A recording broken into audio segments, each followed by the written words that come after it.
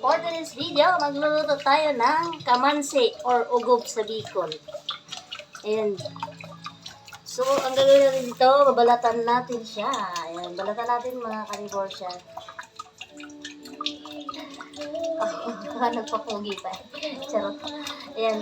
So, ayan, balatan muna natin mga idol.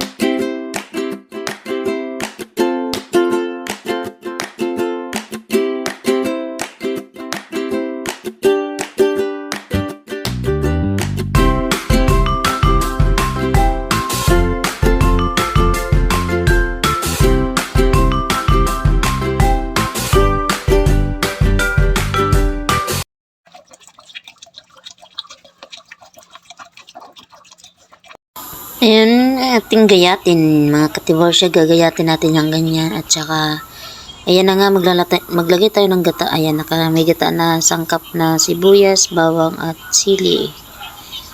At syempre, meron tayong pansahog. Meron tayong pansahog yan, mga idol. So, ayun na nga, nilaga muna natin yan, mga idol, kasi bago ako magluto ng mga ganyan, nilalaga ko muna bago ko lulutuin talaga. Kahit sa langka, ganyan ginagawa ko. Yan. So, may dilis nga tayo dyan.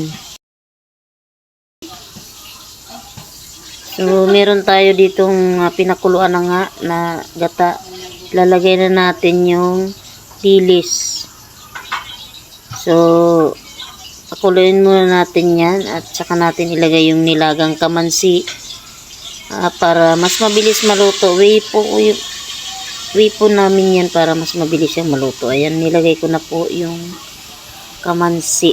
Ayan, kamansi po yan kung tawagin sa Bicol ay ugob. Ewan ko sa ibang province kung ano yan. So, basta niluto ko lang yan. Kasi sabi ni Jane, masarap daw yan. Sabi ng aking partner. Masarap naman talaga yan. Kahit kinakalamansi yan, masarap po yan.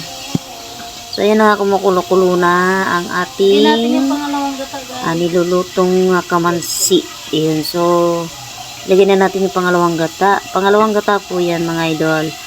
Ayan. Hintayin natin kumulo ulit para maluto na siya. At pag yan naluto ay napakasarap nga naman. Ayan, okay. Pagkasarap-sarap talaga, mga idol. Masarap pa sa masarap. Guys, luto na siya, mga idol. Ayan nga, lutong-luto na siya. Mapapasarap ang kain ito, mga idol. Tara, kain na tayo. Luto na eh.